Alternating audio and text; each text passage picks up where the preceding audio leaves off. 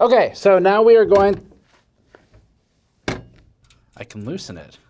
Cabling is super clean on this. They have the tape on the SSD, on the thermal pad. But overall, it's pretty good.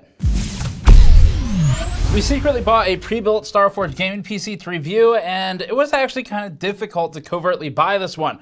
We had to buy it through a secret agent in another state. But of course, this was all to ensure we got the full customer experience, and having it not even in the same state really makes sure of that. This system has an i5-13600K and an RTX 4070 in it, and is currently about $1,950 on their website. Although we got our system and started testing at the beginning of November. This review will go through acoustics in our hemi-anechoic chamber. We'll also talk about thermals in the lab and the usual packaging, BIOS, and software inspections. And because we expect that some of the viewers to this video, since it's a pre-built review of Starforge, will be maybe new to the channel, each of these sections will have a little bit of an explainer on methodology as well. Let's get started. Before that, this video is brought to you by us and our new limited disappointment PC t-shirts on store.gamersnexus.net. These shirts are the best way to support us and our testing and educational content while getting a fun way to recap another year of chaos in the PC hardware and gaming industries. The front includes an exploded diagram of a RAM stick, and the back has a spinal representation of memory architecture right down the middle. We launched these in both cotton and charcoal heather, and for the first time in years, we were able to get the price down as low as $20 for cotton despite rising costs. These shirts use comfortable materials and water-based, environmentally friendly inks while offering a fun, band-style tour date list with 2023's releases and events. Grab one on store.gamersnexus.net to support us while getting a unique, limited shirt in return. So this is the system we're reviewing. They call it the Horizon II Ultra. The SKU gets updated every now and then, so for example, we noticed that Starforge sometimes changes the liquid cooler in it, but overall, it's mostly the same computer. Even when there's small revisions, we assume it's just due to parts availability. So we're reviewing the Horizon II Ultra then, and as some brief backstory, Starforge was founded by former Artesian Builds members. We did that whole story quite a while ago. So some of the former employees who escaped from the collapse of Artesian Builds went to form two different companies. There's Phoenix PCs, which is the smaller of the two. It's run out of a house. Then there's Starforge, which is a whole big operation now. Starforge found its funding from big name streamers and is owned by OTK, which is a streamer group. This consists of familiar names like Asmongold, SodaPop, and others. Now to be clear, although these are the owners of the company, Starforge is effectively its own entity. It has its own C-suite, it has its own builders, and so it's not like the streamers are in there building the computers. I think I need to unscrew. I think I need to take off the feet. No? Nah, bro, there's no way. Just slide the glass up, but it doesn't. I gotta figure this out. CEO, by the way. Shut up. How does I take the top off? Am I bleeding? No, not yet. Probably for the best. Company easily is doing millions in revenue per year now, many millions, and it likely has outpaced even Artesian, which itself was surprisingly successful before its nosedive. If you don't remember that story, here's a quick reminder.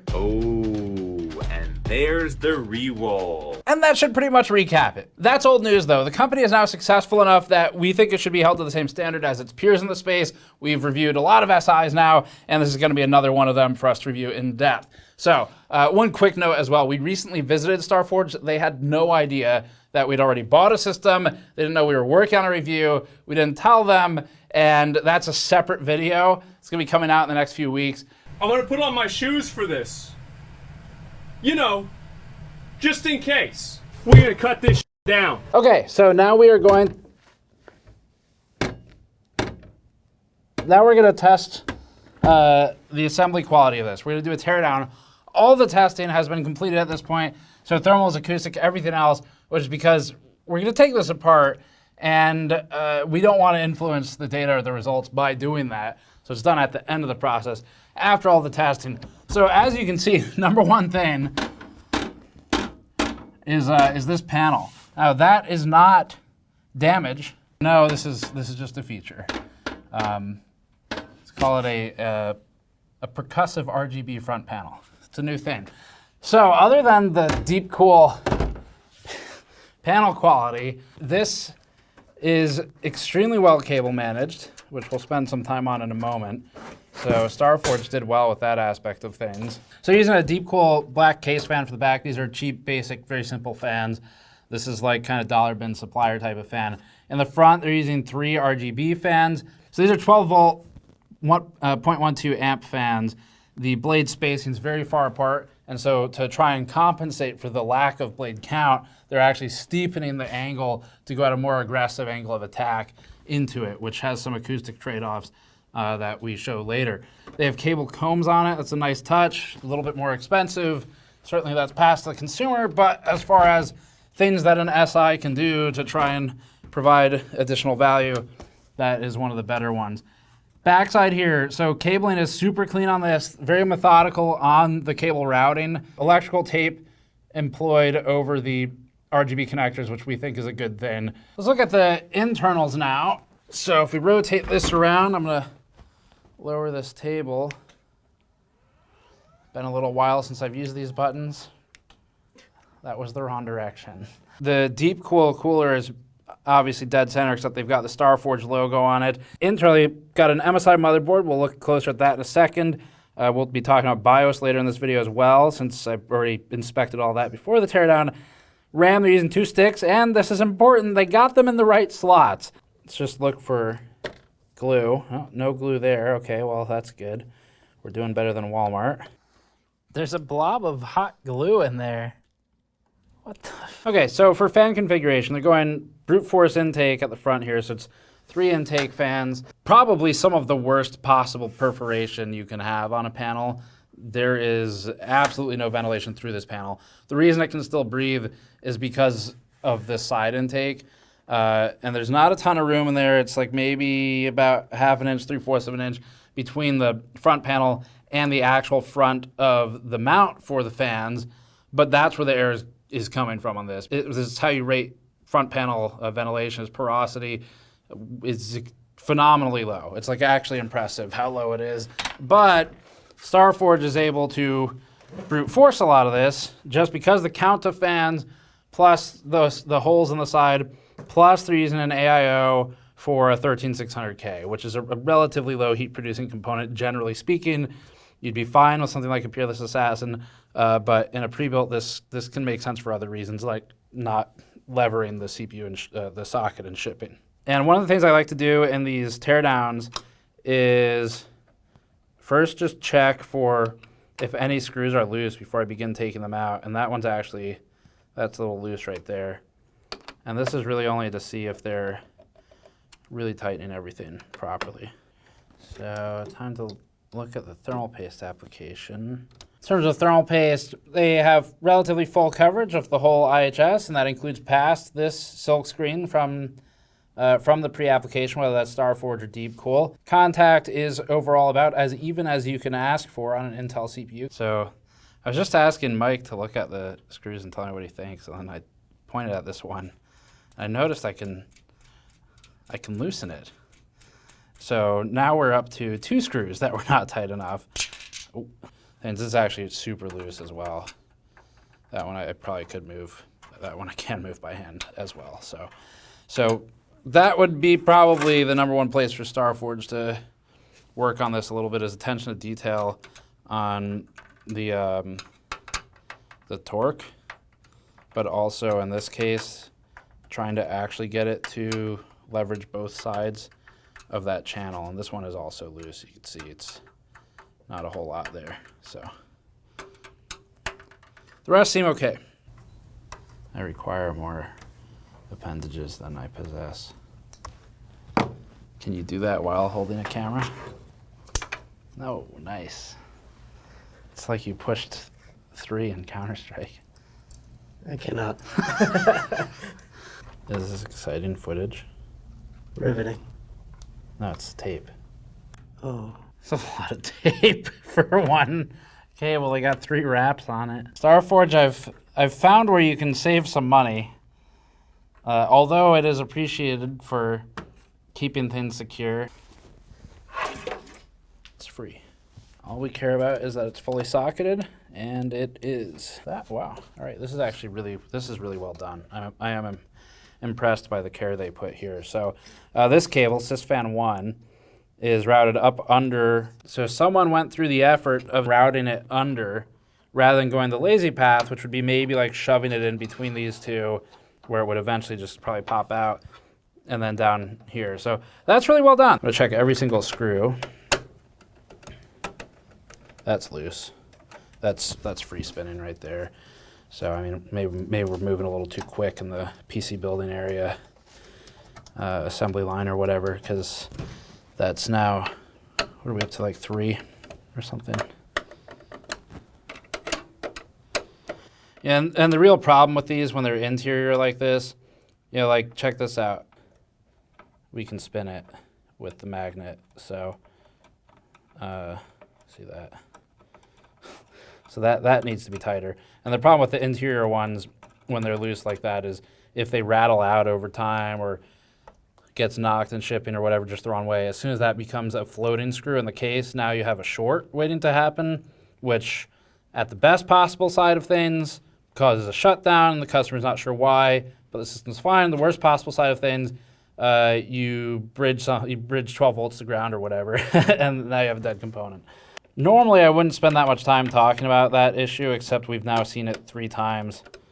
And actually, we did this off camera. We had moved the power supply previously to check on something, and we resecured it. But I was the one who took it out from its original installation from Starforge. I did notice that screw was also kind of loose, as in turns by hand. So I think we've seen a pattern develop.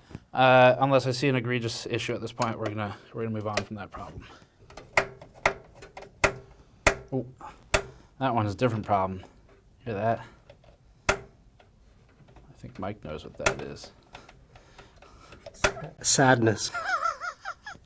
We've got a standoff, a motherboard standoff underneath here that is now permanently attached to the screw. So, okay. That was in there, man. That screw was. In fact, it's still in there. These are also on the GN store. If you want to grab one of our 10-piece toolkits, you can go to store.gamersnexus.net. Doesn't look cross-thread. I think they just torqued it too much on that one.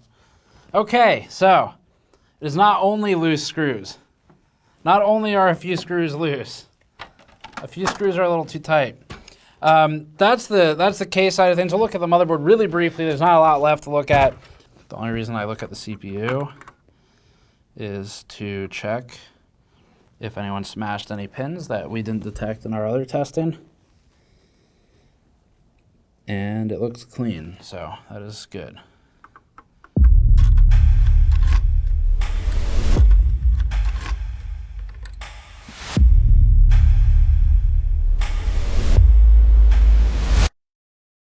Man, come on. They have the tape on the SSD, on the thermal pad. That's so basic. Stop making any contact with the SSD. Man, so close. And bam, just like that, the system's magically rebuilt. Amazing. So Starforge has a few key things to work on here. First of all, number one is attention to detail on the small stuff. So that would be things like screw, torque, but the bigger problem is just forgetting that peel on the SSD thermal pad. Now, fortunately for Starforge, in this configuration, they are not using an SSD that's fast enough to get really punished by that mistake. So they kind of skated by. It's still an inexcusable error because it's such a basic thing. The thing you are paying an SI for is to do it right, so you don't have to. So if you're recommending for a friend or buying for a family member and you don't want to be support, you don't want to have to get anxiety over whether they built it properly, that's kind of their job. So they're very fortunate in that it doesn't torpedo this system because, again, the drive's just not good enough for it to really have a heavy impact. On the positive side, the kale management is excellent. It's immaculate. They did really well there, and it's among the best kale management we've seen from a pre-built, other than maybe Origin with that really complicated build.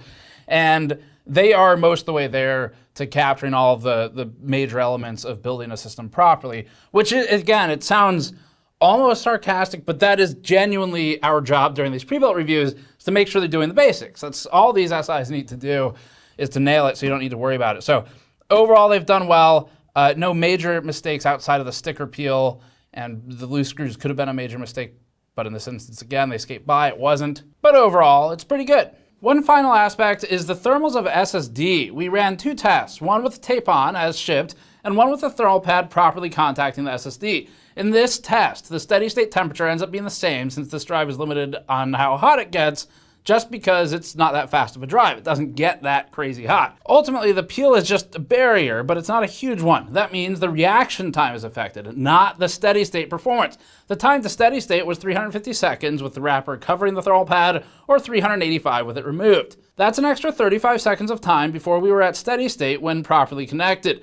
This isn't catastrophic, it doesn't ruin the build, but it's an error that affects the thermal performance. Our first testing for the system will start in our newly constructed hemi-anechoic sound chamber. The Starforge system has a relatively slow ramp where the hysteresis that's pre-configured, which responds to thermals, is a lot slower than we see in some of the other pre-builds that we've reviewed.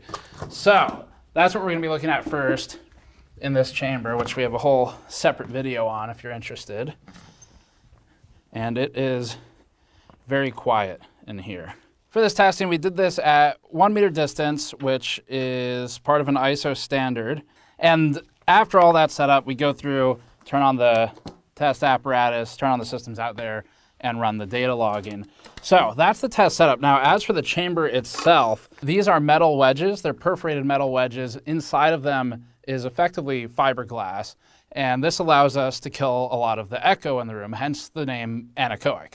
So the anechoic part of the hemi-anechoic name comes from basically the walls and from the ceiling construction where we have these wedges to help kill some of that noise. So when I'm talking, my voice is really only making one pass to the walls, it gets captured, the sound waves get destroyed or scattered, and we're not really getting much return. And that's especially true in the higher frequency ranges you'll see in a computer. Now, higher here being relative. Now, the hemi part of hemi-anechoic, that comes from the floor. So the floor is a hardened surface. This is basically a vinyl tile. As for other features of the chamber, it's built on 3 Hertz isolating springs, and that allows us to just further isolate it from the ground and from noises from the outside of the building. On top of the chamber, we have insulation stacked to further reduce external noise, and surrounding it, we use special Armstrong ceiling tiles for the same purpose. The chamber also utilizes 8-foot silencers on either side in the event we run air handling. And for our single point of noise ingress, we use 2 heavy gauge steel doors that nest and are packed with insulation, including more wedges on the backside. Between the instrumentation, the external room, and the measurement equipment, and the construction, and the complicated chamber itself, we spent about $250,000 on this testing equipment and have been thrilled with the results so far, and we're really only just getting started. Here's the first chart. This is simply for noise levels over time. This system ran at 22.4 dBA at the start when idle, so we'd classify that as quiet for household usage. The fan ramp took place over a period of about the entire 30-minute cycle, but mostly stabilized at around the 10 to 15-minute mark. You can see that the total noise level when left fully auto ran at about 31 dBA. This is completely acceptable, and what we're looking for here really is fan ramp and deramp, which can become annoying as it oscillates, and that doesn't happen with this system. Instead, it's a gradual gain with a slowed start in the first 5 minutes. Now we're going to move to frequency spectrum analysis, first with the computer and then with the streamers. The x-axis is for frequency in hertz. Generally speaking, humans are most sensitive to the 2,000 to 5,000 hertz frequency range, so it's important that this range is under control. Humans are less sensitive to lower frequencies as we're more accustomed to these ranges for speech, which typically ranges from 85 hertz to about 255 hertz for adults. Here's the full chart. At steady state load under peak thermal stress, Starforge's fan profile has the highest range between 200 hertz and about 1400 hertz for noise. Fall off around the sensitive range means that we end up with what is mostly a lower frequency hum that you might define as white noise. Starforge avoided using any components that produce an audible or an obnoxious whine. We ran the voices of several of Starforge's streamer owners at OTK through our acoustics analysis suite. Using what you all learned in the previous plot, we can now understand who has the most scientifically acceptable vocal frequency. This included streamers like J Schlatt, Emiru, Moist Critical, and Asmongold.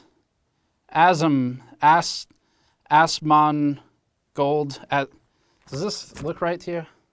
Oh, that's Asmongold. Asmongold. We then sampled representative audio for how each of these streamers normally talks. J Schlatt recently released a cover of My Way by Frank Sinatra to combat AI voice covers, so naturally we used that to process his voice. So we used AI to reprocess it all and clean up the audio. We accounted for attenuation, bandpass filtration, diffraction, dispersion, and free air resonance. We also accounted for the fluid pressure dynamics and specifically used the Cartesian coordinate system with a bilateral time cube. And all of this is masked against the cardinal coordinate system, and that produced this chart. We'll plot Asmongold first, as he appears to be their ruler, and we want to show respect for their hierarchy. The average power in his frequency plot was heavier in the 140 to 180 Hz range, with relatively strong power near 100 Hz. Next, Moist Penguin appears to have more power in the 100 to 140 Hz range overall, perhaps causing a power struggle among leadership. Plotting Emiru's voice required some boosting because we saw a total drop in vocal power, and this was particularly true in the lower frequency range. Finally, Schlatt's rendition of Sinatra earned him the most power in the entire lower band of human speech. Now back to what were we reviewing again?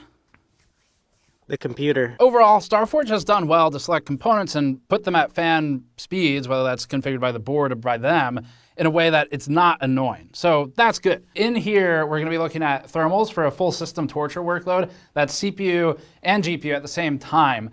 And the reason for that is simply because if the pre-built can survive a full system torture for both of those, then it'll be fine for just about any scenario. In this test, the average all-core temperature was about 67 degrees Celsius and an ambient of about 21 C throughout the test. Averaging only the hotter P cores, we saw around 71 to 72 degrees Celsius during the course of testing. These numbers are all completely acceptable and well within spec. It's really that liquid cooler that's doing this. Let's zoom in momentarily. This helps us show hysteresis. We already looked at this in the dBA SPL chart, but this one gives us a look at it as it manifests thermally. The temperature ramps from baseline idle of about 30 C to steady state load in about 400 seconds. As we said before, that's a relatively long ramp, and there's another 200 to 400 seconds in there for small fluctuations. GPU temperature averaged about 68 degrees at steady state, which is completely acceptable given the noise levels we measured. The plunge around 510 seconds is a momentary loss of sensing that can be ignored, and the memory junction temperature held about 64 degrees steady state. There's a ton of thermal headroom here for the GPU memory, so they're doing fine. The hotspot temperature was about 82 degrees. That's on the bad side for the junction to average delta. It's still fine. It's just there's a lot more room to do better here, and that comes down to the board partner. So based on these thermal numbers, Starforge is actually doing pretty well. The one place we think they could improve is acoustically. They have a ton of headroom thermally to bring the fan speed down. So that's the trade-off. You can run the fans higher RPM, louder, maybe more annoying, with a lot lower thermals, or obviously go the other direction and overheat, like a lot of the pre-builds we've reviewed in the past, by running the fans too quiet. In this case, they're sort of in the middle, but they're definitely a little on the louder than necessary side. So if we had any advice for Starforge to take back and work on, it would be maybe doing some more custom tuning of that fan curve, because they could definitely run this quieter and not really sacrifice that much thermally. But overall, they've done well thermally and actually acoustically. So that's nice to see. Let's look at power testing. So for power testing, the reason we run this for pre-built specifically is because we need to know that they're speccing the right power supply for the job. So you want some headroom there. General rule of thumb, a lot of people do 50-60% tends to be about the peak operating efficiency of a power supply, and will also allow you the most times where the fan is not spinning during the course of use. So we used a log-in power meter, and we monitored the power consumption throughout the entirety of our full system load process and a couple of other tests to represent gaming scenarios. This chart shows total system power, so we're not isolating for EPS 12 volt or PCIe cables like we recently did in our Intel problem with efficiency video. And if you haven't seen it, you should check it out. There's some really cool data in there. But this is because it's not comparative. For this test, we really just care about the total system power draw. In our testing, a full system torture load had the power consumption of the Starforge PC at 431 watts.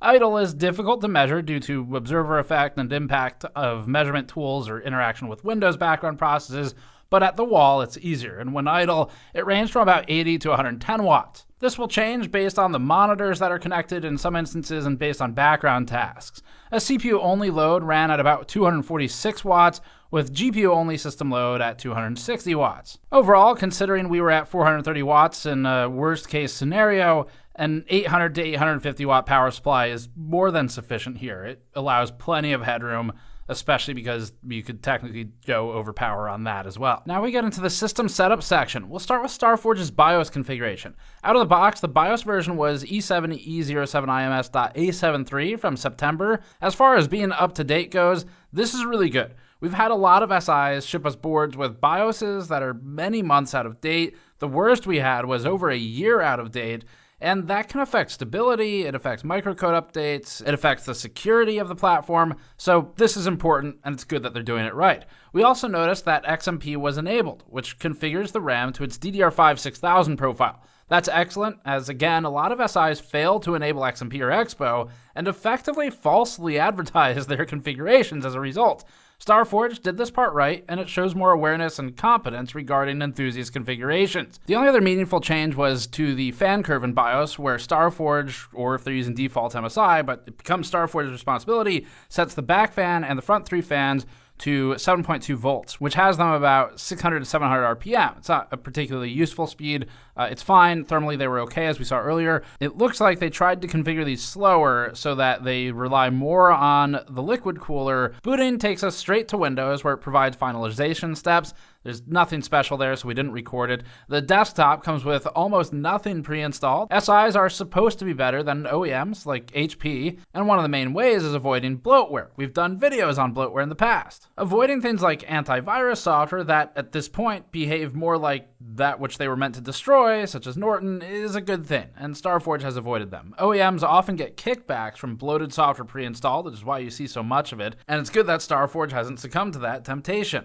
There's one annoying piece of software that pops up on internet connection, and that's MSI's driver utility rootkit and waiting, which acts sort of like Armory Crate. It allows the user to opt out though, so we did that and it never bothered us again. Time for packaging. The Starforge system shipped in 2 boxes.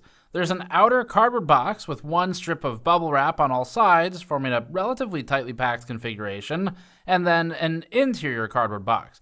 The interior box is just the case box, which itself uses 2 blocks of styrofoam from the case factory. Shipping GPUs has a major risk with pre-builts, as we saw in one of our iWiPower pre-built reviews.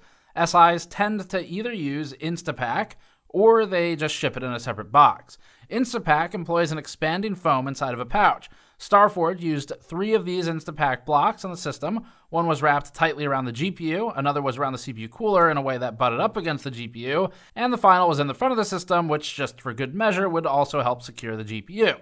As far as packaging goes, this is heavy use of Instapack for an SI. That's a good thing. It stops the radiator from getting jolted out of the top if there's a hard drop, and it should secure the GPU, which it did for ours. There's also a piece of foam insert between the glass and the Instapacks, which should help further buffer the glass against breaks. We didn't have any damaged components, however, we did have a scuffed panel on the case where it had clearly been scratched or had some paint wear at the bottom. We saw and complained about similar in our $6,000 Origin PC, and we've seen this over the years. We also noticed that the rear metal side panel wasn't all the way screwed in out of the box, but for shipping damage, it didn't appear that our system had any from transit. As a note, our system was shipped twice. Once from Starforge to our secret agent in another state using a fast shipping option, and then again to us. So it went through more handoffs than the average order would.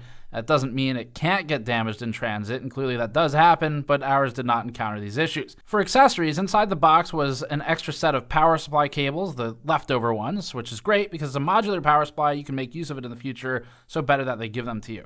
There was also a Starforge accessories pack, which included Wi-Fi antenna, a 16-gauge power cable, a metallic sticker pack, and a 5-step installation instructional card with a QR code for a manual.